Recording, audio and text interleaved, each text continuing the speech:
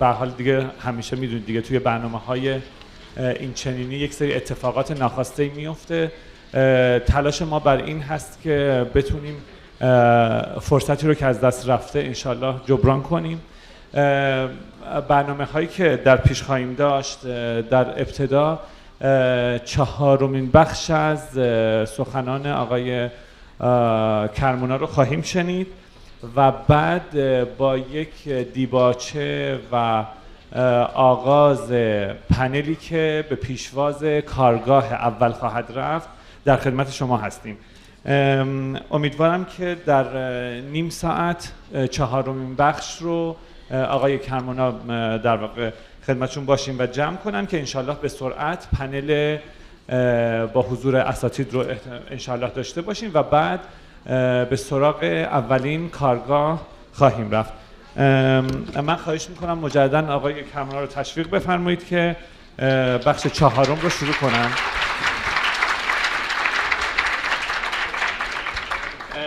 یک نکته رو هم من یادآوری کنم. یک همایشی هست که بحث بازخوانی تفکر و تجربه شهرهای جدید در ایران که این رو فکر میکنم شرکت مدیریت تخصصی عمران شهرهای جدید در واقع دارن برگزار میکنن در تاریخ‌های 30 و 31 فروردین ماه که پوسترش همین الان داغ ظاهراً تازه بیرون اومده به دست ما رسیده.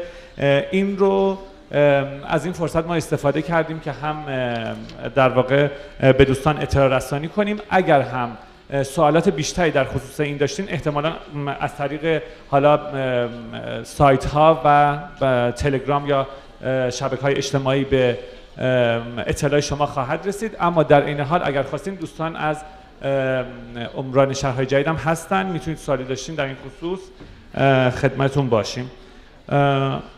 خب دیگه نکته نیست. Okay, Professor. I hope you can finish this session not more than 30 minutes. Thank you. Thank you very much, everybody, for coming back after lunch. I'm always worried that everybody's just going to run away and just leave me here by myself. So thank you for that. I'm going to talk about some of the overarching contexts within which urban design happens. In my book, Public Places, Urban Spaces, we talk about different dimensions of urban design, and those happen within a set of particular contexts. خیلی ممنون، تشکر کردم و گفتن که بعد از نهار مثل این که متوجه نشدم چی شد. مشکل میشه. بعد موضوع این لکچر در مورد زمینه‌های طراحی شهری هستش که گفتن 5 زمینه وجود داره در این مورد. The first two are global, the impact that urban design has globally, and then local. What impact does it have on the local context? دو زمینه هستش، یکی زمینه جهانی یا بزرگتر و یکی زمینه محلی یا کوچکتر. Now, every local context is unique, and we should never forget that. It's a result of its unique geographic location, the unique development of the people that live there, the cultural uniqueness of the place, the original purpose of a town, and its subsequent history. هر زمینه محلی برای خودش در واقع ویژگی‌های خاص خودش رو داره که این به خاطر اون ویژگی‌های فرهنگی یا مردمی که توش هستن به وجود میاد. And as urban designers, we should always intervene with the greatest care and most carefully. به عنوان طراحان شهری ما باید با یک در واقع با یه حساسیت مضاعفی مداخله بکنیم. But of course the pace of change around the world is very quick these days, and that brings with it pressures to homogenize, for everywhere to end up looking and feeling the same. سرعت تغییر خیلی زیاده و این یعنی سرعت تغییر به خاطر اینکه زیاده این در یک نواخت کردن اون زمینه مشکل ایجاد میکنه. Pressures for homogenization are everywhere. فشارهایی که برای یک نواخت سازی هست در همه جا وجود داره. And we tend to lose our local traditions, our local ways of doing things, the ways that made places feel special. این فشارها منجر به این میشه که ما فضاهایی رو که اتفاقاً حالت خاص و ویژه دارن یواش یواش و به تدریج از دست بدهیم. And the danger is that much contemporary development is or happens within a context of a disregard for that local context. و به این ترتیب این فشارهای توسعه منجر میشه که ما کمابیش حساسیت خودمون رو به اون بستر محلی از دست بدهیم. The concern tends to be for the individual building or the piece of infrastructure rather than the place as a whole. و اون حساسیت ما به این ترتیب متوجه بناهای خاص میشه یا بخشی از زیرساخت میشه به جای اینکه به مکان به صورت یک کل واحد بنگریم.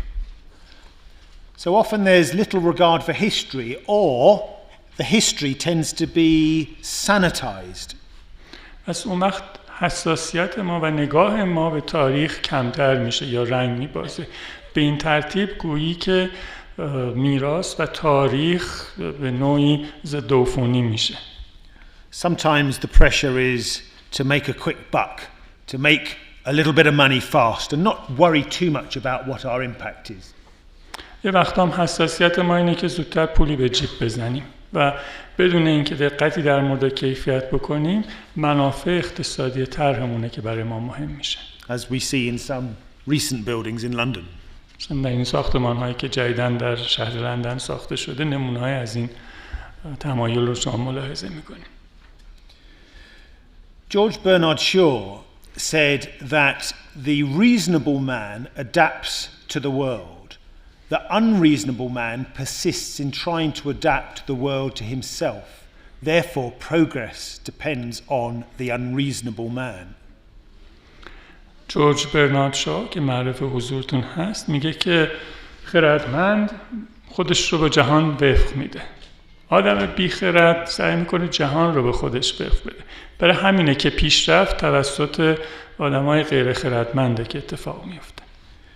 And we need a bit of unreasonableness to get progress. We need to have people who are prepared to question the status quo and to innovate. We need that. But at the same time, we need those same people to be willing to learn from the past. What worked, what didn't, and to apply their creativity within a context of knowledge about the environment. پس برای پیشرفت بله نیاز به بیخردی داریم. نیاز داریم که یک مقداری بیخردی داشته باشیم تا بتونیم پیشرفت بکنیم. اما در این حال باید هم از گذشته فرا بگیریم. باید هم که عادت بکنیم که از آنچه که در بیرون اتفاق میفته خردمندانه درس بگیریم و اون در عین حال در همین بستر خلاقیت خودمون رو به خرج بدیم. بین این دوتا یک توازنی پیدا کنیم. That means we need to take the time to understand the context. Whatever particular qualities a place has, some good, some bad, whatever those qualities might be, we need to take the time to fully research them. پس باید وقت بگذاریم و سعی کنیم بستری رو که در اون طراحی می‌کنیم، اون مکانی رو که با او سر و کار داریم باز بشناسیم و بهتر بشناسیم. ببینیم در اون مکان چه چیزهای خوبه، چه چیزهای بده و نیاز هست که وقت صرف بشه تا این شناخت برای ما حاصل بیاد. And I hope those of you who will be doing the workshop this afternoon have taken the time to understand the context of the site that you've been dealing with or you will be dealing with. همین دلیل امیدوارم اون دسته از دوستان که در کارگاه بعد از ظهر شرکت خواهند داشت وقت این رو گذاشته باشن که متوجه بشن اون بستری که قرار است در او طراحی بکنن چه ویژگی هایی داره و این وقت رو از پیش گذاشته باشن. However we decide to deal with the local, the site or the place, that ultimately has an impact on the larger environment. باز مهم نیست فارغ از این که ما در اون بستری که داریم یا اون در اون زمینی که داریم کار میکنیم یا محوطه‌ای که برای کار به ما واگذار شده چه باشه، هر آنچه بکنیم بر کل محیط هم تأثیر خواهد گذاشت. Unfortunately, still in many of our decisions the environment still tends to come last. اما افسوس که با وجود در همه کارهای ما به رغم آنچه که اعلام میکنیم همواره محیط زیست آخرین دغدغه ما میشه. As we've recently seen in London, for example, where we've been debating the future of our airports and decisions have been made without too much concern for the larger environment. اینو ما مثلا در همین شهر لندن مشاهده میکنیم. اخیراً در مورد سرنوشت و آینده فرودگاهامون بحث و نقد بسیار بوده و متاسفانه در اونجا هم تأثیرات محیط زیستی چندان مورد توجه واقع نشدند. But these sort of trends are global. We see them in different places around the world. In Spain we see abandoned estates of houses. In North America we see urban sprawl. In parts of China we see soulless housing estates. In parts of the global south we see dreadful slum conditions. و این وضع کمابیش در تمام جهان وجود داره. در اسپانیا شما خانه‌های خالی زیاد می‌بینید. در ایالات متحده آمریکا رشد شتابان و مهارگسیخته شهری رو شاهد هستیم. در چین آپارتمان‌های بیروح رو مشاهده می‌کنیم و در بسیاری از نقاط مربوط به کشورهای جهان سوم شما رشد فزاینده حاشیه نشینی رو می‌بینید و اینها همه مسائلی هستند که جهان با اونها دست به گریبانه. Now faced with these concerns, the temptation might be to blame cities, to blame urbanization for our problems. چون با این مسائل دست به گریبان میشیم، اول وسوسه میشیم که خود فرایند شهرنشینی رو ملامت بکنیم و عامل این بدبختی‌ها به شمار بیاوریم. But the answer to a sustainable future has to be found within our cities. They represent 2% of the Earth's surface, but house 50% of our population. So that's where our answers need to be found. اما پاسخ اتفاقاً در همان شهرها نهفته است. درسته شهرها 2% از سطح کره زمین رو به خودشون اختصاص میدن، اما نیمی از جمعیت جهان اکنون در شهرها ساکنه. پس در همون شهرهاست که ما باید پاسخ رو بجوییم. Urban design therefore has a critical role to play because it's urban design that shapes the form of our cities. پس طراحی شهری اینجا نقش بسیار مهمی ایفا خواهد کرد، چون طراحی شهریه که شهرهای ما رو شکل میده. Now looking across the growing literature on sustainable urban design, I would really identify 9 key considerations for a sustainable urbanism. حال وقتی که به همه نوشتارگان مربوط به طراحی شهری نگاه میکنیم، من 9 تا اصل کلی رو پیدا کردم یافتم که میتونه در طراحی شهری مفید و مؤثر واقع بشه. So these start very obviously with our resource efficiently, how efficiently or otherwise we use energy, for example. اولین اونها روشنه که بحث کارایی ما در بهره‌وری از منابعمونه. برای مثال چقدر داریم در بهره‌وری از انرژی کارایی به خرج میدیم. In the UK, the building stock in one way or other uses about 70% of our energy. That's including transport.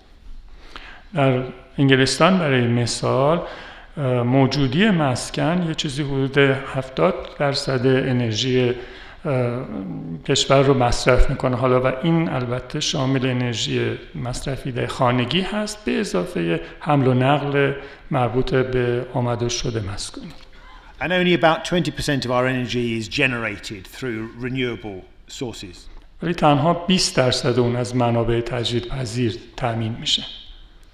So, as far as we can, switching to more use of renewable sources seems to be a no-brainer. It's something we should do. پس چاره ای نیست جز آن که ما سهم خودمون رو در استفاده افزونتر از منابع تجدید شونده بیشتر کنیم. این اجباری است گریز ناپذیر.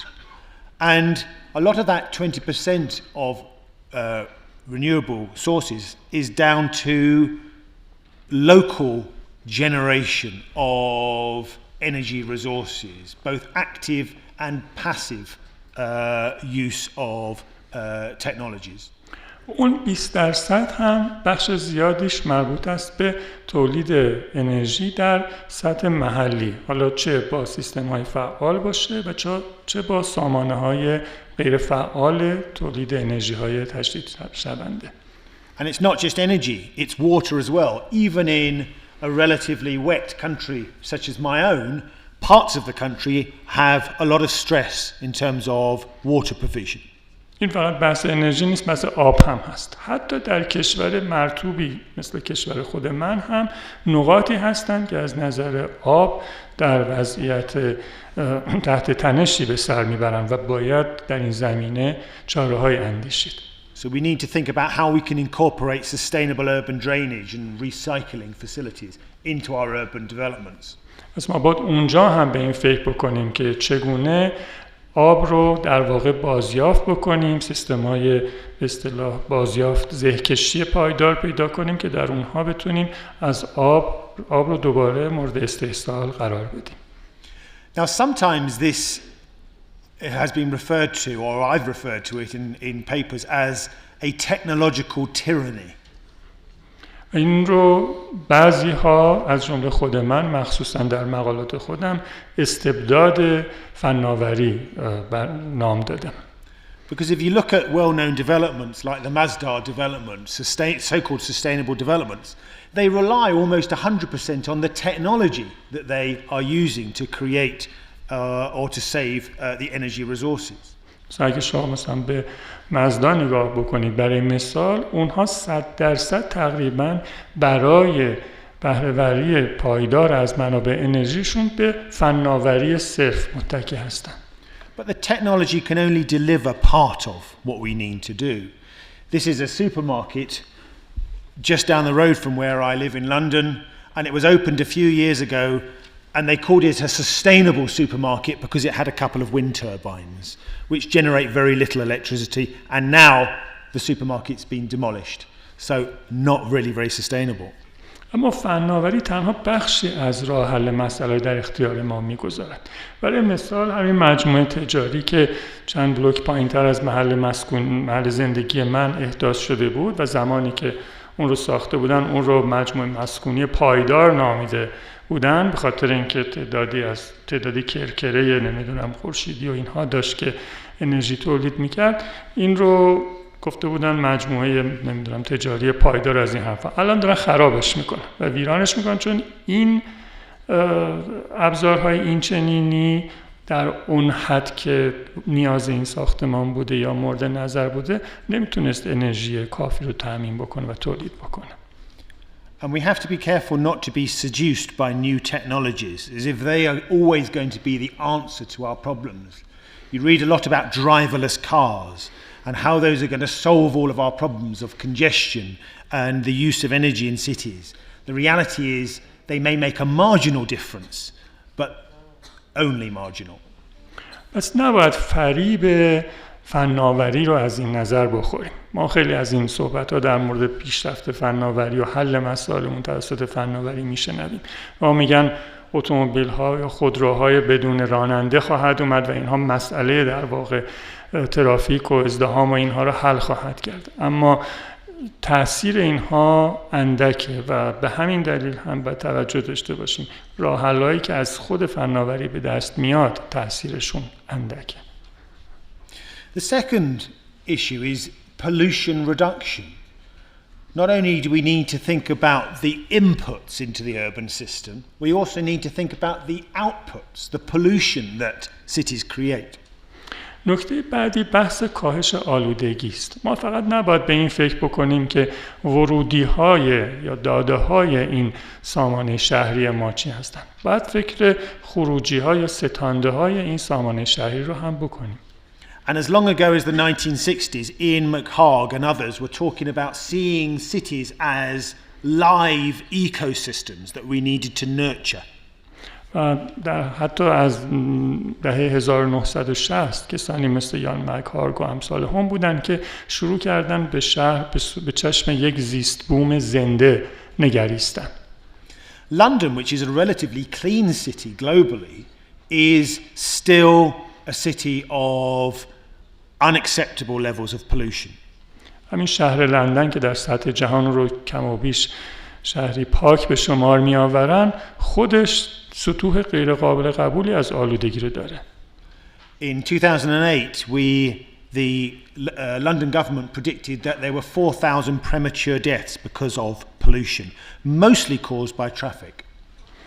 در همین شهر لندن برای مثال در سال 2008 برآوردهای دولتی نشان داد که در حدود 4,000 مرگ زودرس وجود داره که ناشی از ترافیک و آلودگی‌های ناشی از ترافیک. And the challenge, of course, is global. There are many cities around the world which have far worse problems than London. و این چالش‌ها جهانی هم. شهرهای بسیاری شما در جهان پیدا می‌کنید که مسائلشون از لندن هم وخیم‌تره. So we need to think about an urban metabolism that is circular, that has reduced inputs, that uses resources sensibly once it has them within the system, and that reduces the outputs. پس ما در واقع نیاز به سوخت و ساز پایدار شهری داریم. دنبال یک سازوکارهایی هستیم که ورودی‌های شهر رو کمتر بکنه و در این فرایند فراوری داده‌هایی که وارد سامانه شهری میشه بتونه خروجی‌های اون رو، یعنی آلودگی‌هایی رو که از اون متساعد میشه هم به حداقل و کمتر، سطح کمتر برسونه. So we need to reuse wherever we can. We need to reduce as far as we can, and we need to recycle whenever we can. پس باید هر آنجا که میتونیم استفاده مجدد انجام بدیم، هر آنجا که میتوانیم کاهش بدیم هر آنچه آلودگی هست رو، و تا جایی که میتوانیم هر آنچه میتوانیم رو بازیافت کنیم. The third is resilience. I've already mentioned this in previous talks, that we need to build to last and to adapt. و بحث سوم بحث تاب‌آوری است. پیشتر به این نکته اشاره کردم که ما میبایست هر آن بتوانیم چیزی بسازیم که بماند و بتونه تطبیق بکنه. So if we build an energy efficient building today and then knock it down tomorrow, it'll still take 40 years for those energy efficiency measures to compensate for the embodied energy within the structure itself, within the construction. پس اگر حالا یک مجموعه در واقع کارآمد از لحاظ انرژی رو بسازیم و این رو نابود کنیم یا تخریبش کنیم، تخریب این خودش 40 سال به درازا میکشه تا اون انرژی که صرف احداث این مجموعه شده دوباره استحصال بشه. So we need to build buildings, remarkable buildings and unremarkable buildings that will last over time, as well as infrastructure, and think about the way we use infrastructure as well as redundant infrastructure and how we reuse it. پس ما نه تنها باید ساختمان‌هایی رو بسازیم که این ساختمان‌ها قابل استفاده و استحصال مجدد باشن، باید زیرساخت‌هایی رو هم بسازیم که به همین اندازه ماندگار و پایدار باشن و قابل تکرار، قابل بازیافت و قابل استحصال مجدد باشن. Fourth, we need to think about diversity and choice, which are hallmarks of a great city. و بعد در مورد تنوع و امکان انتخاب باید صحبت بکنیم که اینها نشانه‌های مهم شهر هستند. Great cities are mixed cities, places where everything is mixed up. We mix the uses up, we mix the activities, we mix people, we mix spaces and buildings. شهرهای خوب، شهرهای بزرگ و بهتر، شهرهایی هستند که آمیخته اند از همه چیز. آمیزه از فضاها، آمیزه از مردم، آمیزه از فعالیت‌ها، آمیزه از همه چیز. Great cities should be endlessly varied and endlessly stimulating. شهرها باید بی نهایت متنوع باشند، بی نهایت برانگیزنده. Concentration, in other words, building at greater density, is another key objective. تمرکز یعنی ساختن با تراکم بالاتر هم یکی از اهداف کلیدی دیگره. London and Hong Kong have the same population, but you can fit the built area of Hong Kong into the parks of London. So built at much greater density. جمعیت لندن و هنگ کنگ تقریبا برابره، اما شما اون چیزی رو که اون سطح ساختمان‌های هنگ کنگ رو شما میتونید در پارک‌های لندن جا بدید، یعنی اونجا بسیار متراکم‌تر ساخته شده.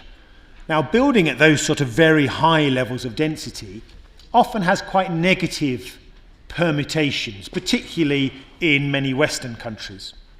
البته ساخت با چنان تراکم بالایی مخصوصاً در بسیاری از کشورهای غربی تبعات منفی یا تعابیر منفی داره.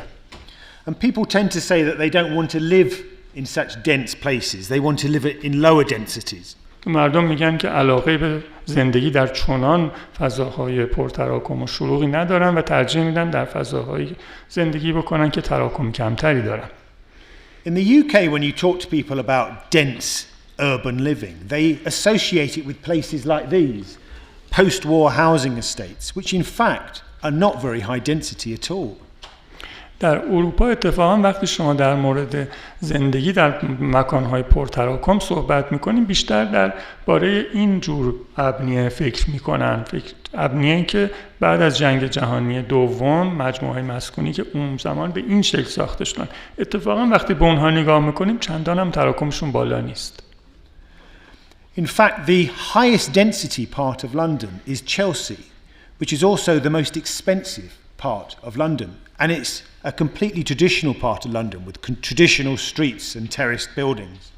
اتفاقا در شهر لندن محله چلسی جایی است که پرتراکم‌ترین نقطه شهر به شمار میاد و این منطقه اتفاقا منطقه تاریخی و قدیمتر شهر هم هست که در اون همون کوچه‌های قدیمی و ساختمان‌های بسیار متراکم با تراکم بالا وجود داره و گرانترین جاها هم هست. Kensington and Chelsea, the borough that it's in, also has the highest level of green space in the capital. اتفاقا در چلسی، در کنزینگتون و چنین جاهایی بیشترین تراکم فضای سبز هم وجود داره. Sixth, distinctiveness. We need to build places with character, both historical character and contemporary design. و اصل بعدی، اصل ششم، بحث تمایز و تشخصه. فضاهایی نیاز داریم که شخصیت خاص خودشون رو در زمان و مکان داشته باشن. Places like Covent Garden in the centre of London, which have been reused and repurposed from originally a market and now a tourist destination. این محله کاون مارکت مثلا در شهر لندن یک نمونه از فضاهایی است که در طول تاریخ بارها مورد بهره برداری مجدد، تطبیق و بازآفرینی قرار گرفته. زمانی یک مجموعه بازاری تجاری، نمیدونم بازار روز بوده، ولی بارها مورد استفاده مجدد قرار گرفته.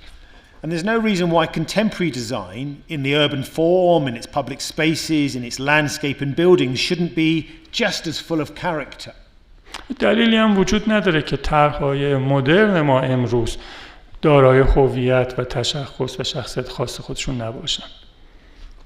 Seventh, we need to think about that green landscape as well and how the green relates to the grey and the blue landscape within our cities. و هفتم، ما باید به این بیاندیشیم که منظر سبز ما چگونه طرح میشه. چگونه منظر سبز ما به منظر خاکستری و منظر آبی اتصال پیدا میکنه. We often take the green landscape for granted and don't manage it very well and don't invest in it positively.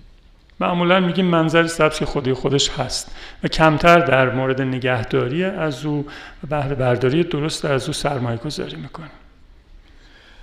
Now, the impact of hard surfaces on the climate, the microclimate of cities, is well known. Too many hard surfaces gives a build-up of heat. I should imagine in a city like this, it contributes to some of the heat in the summer. و البته از اون سو بحث سطوح سخت هست. همه ما میدانیم که سطوح سخت باعث انباشت انرژی و افزایش دما میشن و میتونم حدس بزنم در شهری مثل اینجا تهران این همه سطوح سخت در تابستان چقدر موجب افزایش دما خواهد شد. In America, there's good research to show that the highest heat island effects directly correlate with levels of poverty.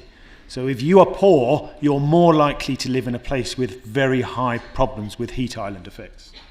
در آمریکا، در ایالات متحده، تحقیقاتی وجود داره که اتفاقا نشون میده میزان گرما و فقر همبستگی مثبت دارن. یعنی شما هر چقدر که فقیرتر باشین، احتمالاً در جای گرمتر و در وسطتر یک جزیره گرمایی دارین زندگی میکنین. In London, which is a relatively low density city, we still have about 6 degrees difference between the centre and the suburbs on hot days. در لندن که به نسبت شهری است که چندان هم تراکم نداره و سبز و اینها، هنوز بین مرکز و حومه یه چیزی حدود 6 درجه تفاوت دما وجود داره. So we need to think about ways of greening our cities, greening public spaces, creating new parks, greening buildings. We don't have to have goats on our roofs, but it might help. میگن که پس ما باید فکر کنیم به سبز کردن شهرمون، به سبز کردن بیشتر فضاها و فضاهای مسکونی، به سبز کردن بامامون. حالا اگه بز دیگه روی سقفتون راه نرفت خیلی مهم نیست. We need to also think about how we can make the city more self-sufficient, so that it contributes more of the resources that the city needs. ما باید همچنین فکر بکنیم که شهرهامون خودبسنده تر و خودکفاتر بکنیم. منابع خودش رو بتونیم از خود شهر تامین بکنیم. This might mean small-scale energy generation, but it also might mean growing some of our food locally wherever we can. این مثلا به معنای تولید انرژی در مقیاس خرد و موضعی و محلی هم هست، اما در این حال به معنی این است که شما بخشی از غذای شهر رو هم دارید در سطح محلی تامین و تولید میکنید. For example, in Dalston, which is quite a high-density part of London, somebody has chickens on their roof. Or in a car park in the middle of Nicosia, somebody's growing vines. مثلا در دورستن همونجوری که گفتن در شهر لندن در یک محله متراکم طرف مرغ و خروس روی پشت بام پرورش میده، یا در نیکوزیا طرف تاک کاشته، انگور کاشته. And somebody asked me earlier about communities taking over public spaces. This is a good example of that happening. Or a space that was pretty abandoned in a housing estate in the centre of London. The community have taken it over, turned it into community gardens and now produce their own produce, which they eat. پیش از این کسی هم بود که صحبت از مردم و نقش مردم در بهره برداری از فضای باز کرد. یه نمونه خوبش در لندن، اینجا خود مردم آمدن فضای باز رو به اختیار گرفتن، در اون کاربری تولید در واقع مواد کشاورزی دارن، در واقع تولید کشاورزی دارن از یه محله، از یه بخش رها شده از شهر.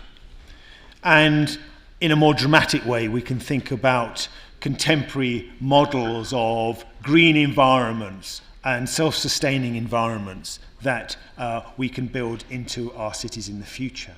حالا اینهاش البته دیگه دراماتیک تره که ما میتونیم تصور بکنیم که میتونیم مجموعه های خودپایدار داشته باشیم، مجموعه خودبسنده داشته باشیم که در شهرهای آینده چنین مجموعه هایی به وجود بیاد. But we need to avoid that technological tyranny. Technology doesn't have all the answers for us. اما باید همواره مواظب اون استبداد فناورانه باشیم. در فناوری همه راه حل ها وجود نداره. Finally, we need to recognize that none of the above solutions will be possible without at the same time meeting our human needs. و بالاخره باید همواره متوجه این نکته باشیم که پاسخ گفتن به نیازهای ما بدون پاسخ گفتن به نیازهای انسانی ما مقدور و ممکن نیست. So we need places that are socially sustainable, the sort of things I was talking about this morning, that give opportunity, that are of a human scale, that are legible, visually rich, safe, crime-free, accessible. These are the sort of things that give a social sustainability to our cities. پس ما باید در پی شهرهایی باشیم که به لحاظ اجتماعی هم پایدار باشن. همونجوری که صبح گفتم شهرهایی باشن که مقیاس انسانی داشته باشن، خانا باشن، امن باشن، احساس ایمنی بدن، جرائم کمتری داشته باشن و در مجموع پایداری اجتماعی اونها تامین شده باشه. Ultimately, space is precious and we have choices. We can choose how we use our cities and the spaces within them. در نهایت این است که فضا بسیار با ارزشه و ما این گزینه رو در اختیار داریم که ارزش این فضاهای شهری رو باز بشناسیم و قدر اونها رو بدانیم. We can choose to fill a space like this, or we can take those people out of their cars, put them together, perhaps in a bus, or we can put them on bikes and on foot. The choice is ours and we have those choices to make. ما این گزینه‌ها رو در اختیار داریم که شهر رو از اتومبیل و خودرو آکنده کنیم، میتونیم اینا رو جدا کنیم، میتونیم مردم رو در اونها قرار بدیم، میتونیم مردم رو در کنار هم در یک اتوبوس قرار بدیم یا میتونیم اونها رو صورت پیاده قرار بدیم در کنار هم یا با دوچرخه. این گزینه‌ها همه پیش روی ما هستن و ما این که باید از میان اونها یک یا چند گزینه رو برگزینیم. Now that's my half an hour up. I can stop there or I can carry on a bit longer.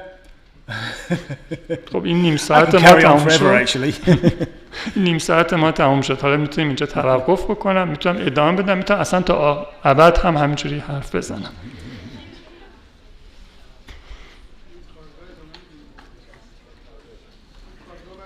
We will continue to the workshop. You can continue in the workshop.